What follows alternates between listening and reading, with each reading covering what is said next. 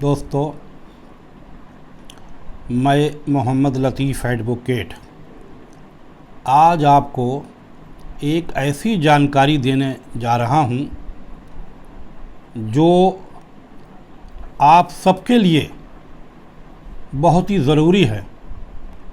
इसे जानना सबके लिए बहुत ज़रूरी है, क्योंकि इसको न जानने से अक्सर जब आपके ऊपर कोई मुकदमा दर्ज हो जाता है तो आप घबरा जाते हैं कि पुलिस पकड़ लेगी, जैसा भी हो, छोटा हो या बड़ा हो, आप घबरा जाते हैं।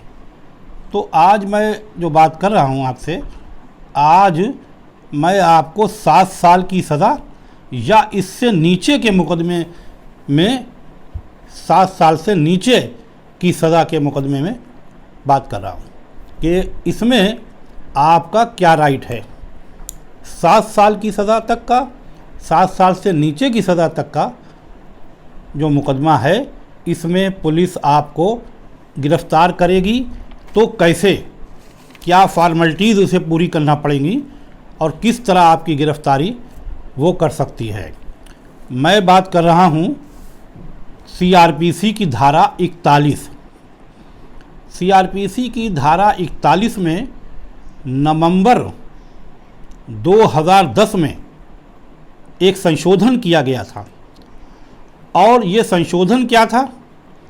ये संशोधन था 41A CRPC, यानी इसमें 41A धारा और जोड़ी गई।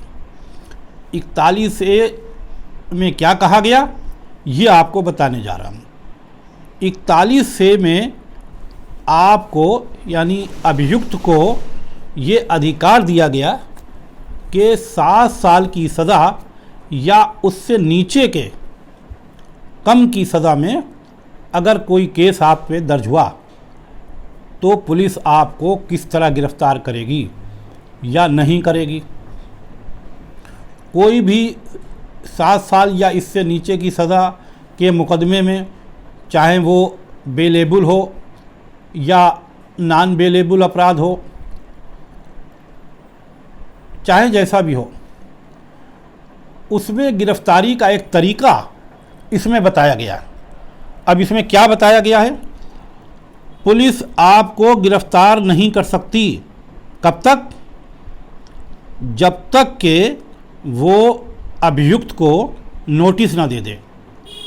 चाहे वो मुकदमा किसी भी सेक्शन का हो, दहेज एक्ट का हो, दहेज उत्पीड़न का हो। अक्सर देखा जाता है कि इधर मुकदमा दर्ज हुआ और इधर पुलिस सबको उठा लाई और लाके थाने में बैठा लिया और शुरू हो गई। आप जानते हैं क्या शुरू होता है? जहां पुलिस ने कस्टडी में लिया, चाहे वो जायज़ लिया हो या नाजायज़ लिया हो, कस्टडी में लेते ही जो है बारगेनिंग शुरू हो जाती है, लोग आने लगते हैं। लेकिन इस धारा में संशोधन के बाद, 41 से जोड़ने के बाद, अब पुलिस को सीधी गिरफ्तारी करने का अधिकार नहीं है। अब पुलिस कैसे गिरफ्तारी करेगी? पुलिस पहले अभियुक्त को, मुलजिम को नोटिस देगी। आपके खिलाफ आज FIR हुई तो 2 हफ्ते के अंदर वो अभियुक्त को नोटिस देगी, लिखित नोटिस देगी और उसकी शर्तों का पालन आप करेंगे। नोटिस का आप जवाब देंगे। जब जवाब देंगे उसके बाद पुलिस क्या करेगी? पुख्ता सबूत इकट्ठा करेगी। पुख्ता सबूत यानी ठोस सबूत होना चाहिए पुलिस के पास गिरफ्तारी से पहले। ऐसे गिरफ्तार नहीं कर सकती बिना नोटिस दिए आपको। पुख्ता सबूत इकट्ठा करेगी। जब पुख्ता सबूत इकट्ठा हो जाएंगे तो वो संबंधित मजिस्ट्रेट की अनुमति से ही आपको गिरफ्तार कर सकती है। अगर मजिस्ट्रेट की अनुमति मिल गई तो गिरफ्तारी कर सकती है, और यदि मजिस्ट्रेट की अनुमति नहीं मिली तो वो अपनी जांच पड़ताल करने के बाद, जो भी उसे इन्वेस्टिगेशन करना है, जांच पड़ताल करना है, वो सब करा के और जो है मजिस्ट्रेट को सुपुर्द कर देगा। मतलब चार्जशीट जो है जब तैयार कर लेगा तो वो चार्जशीट वो मजिस्ट्रेट के पास भेज देगा। एक तो तरीका यह है। और अगर उसको इजाज़त मिल गई और उसने मजिस्ट्रेट को कन्विंस किया, आईओ ने, जांच अधिकारी ने, कि गिरफ्तारी के लिए कारण है और ये वजह है गिरफ्तारी करने की, अगर उसको परमिशन मिलती है तभी वो गिरफ़्तार कर सकती है। और उसको गिरफ्तारी के कारण भी बताना पड़ेंगे अदालत को, यानी मजिस्ट्रेट को गिरफ्तारी के कारण भी बताना पड़ेंगे। जब वो कारण बताएगा, मजिस्ट्रेट को कन्विंस कर लेगा, वो मुतमईन हो जाएगा, तभी वो गिरफ्तारी कर सकती है। अगर बिना नोटिस दिए, बिना ये फॉर्मेलिटीज़ पूरी करी उसने गिरफ्तारी कर ली तो क्या होगा? अवमानना, अदालत की अवमानना, कंटेम्प्ट, तो कंटेम्प्ट हो जाएगा। और कंटेम्प्ट में आप जानते हैं कि अदालत क्या कर सकती है। अभी पिछले दिनों आपने देखा है कि बाराबंकी में क्या हुआ, शहर कोतवाल और नायब तहसीलदार के साथ क्या हुआ कंटेम्प्ट में। अदालत ने दोनों को सज़ा दी, नायब तहसीलदार को भी सज़ा दी और शहर कोतवाल को भी सज़ा दी।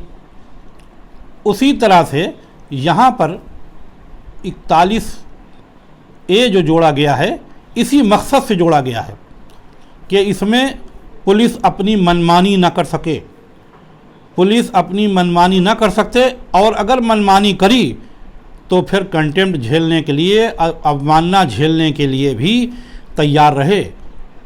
ये संशोधन नवंबर 2010 में किया गया था, लेकिन इसकी जानकारी कम लोगों को है।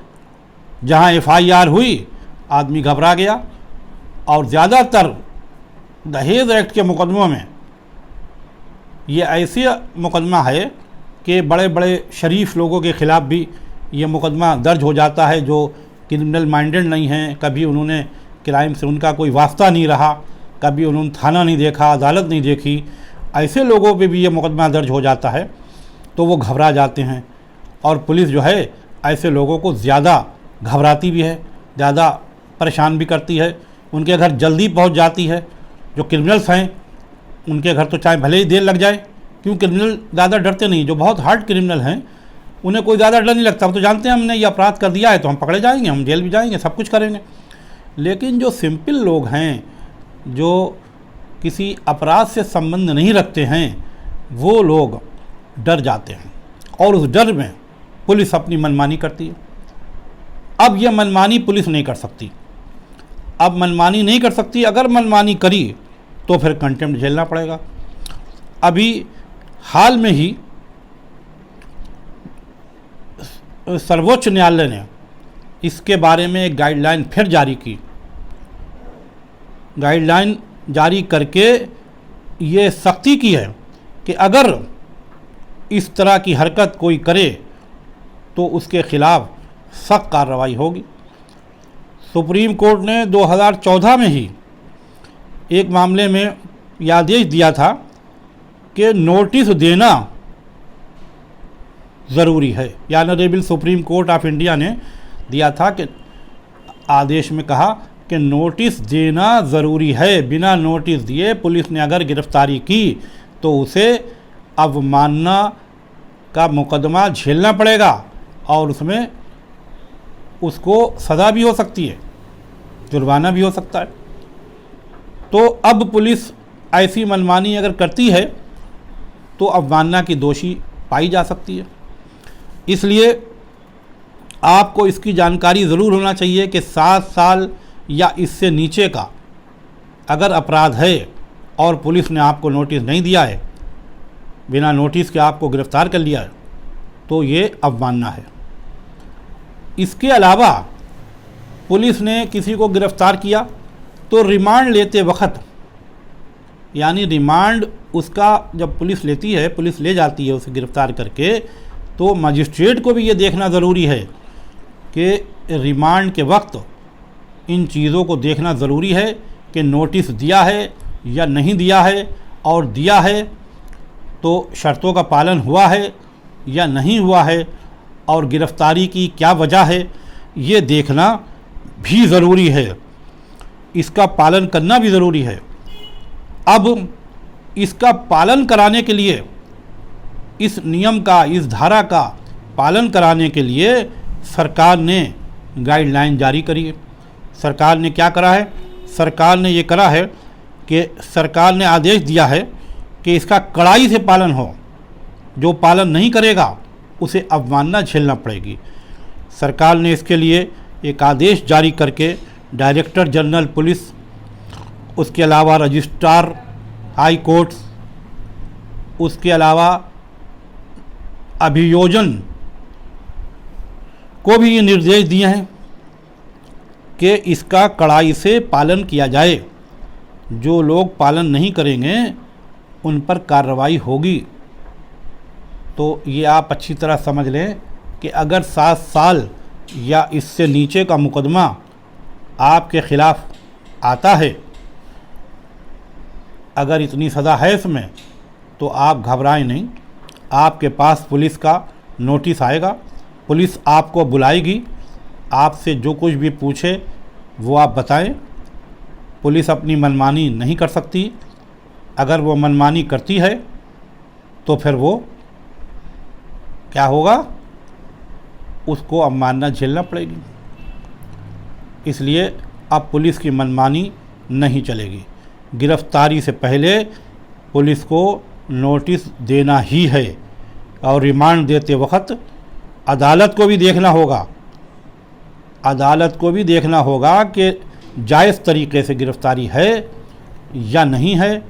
तो ये आपको अच्छी तरह समझ में आ गया होगा कि 41 से संशोधन क्या है। 41 से CRPC का ये संशोधन है। ये हुआ नवंबर 2010 में था, लेकिन इसका जानकारी जो है बहुत कम लोगों को हो पाई। इसलिए बहुत से लोग जो हैं इन धाराओं के मुकदमे जिसमें 7 साल या इससे नीचे की सज़ा है, उससे डर के इधर उधर भागते हैं। उनको भागने की ज़रूरत नहीं है। उनको पुलिस के नोटिस का जवाब देना है और फिर आगे की कार्रवाई कानून के अनुसार उनको करना है। आपको ये जानकारी आपके लिए बहुत ही ज़रूरी है और इसको आप जो है शेयर करें, और आपको पसंद आई हो तो लाइक करें, और अगर पहली बार आप हमारा चैनल देख रहे हों तो सब्सक्राइब कर लें और अपने दोस्तों को भी बताएं।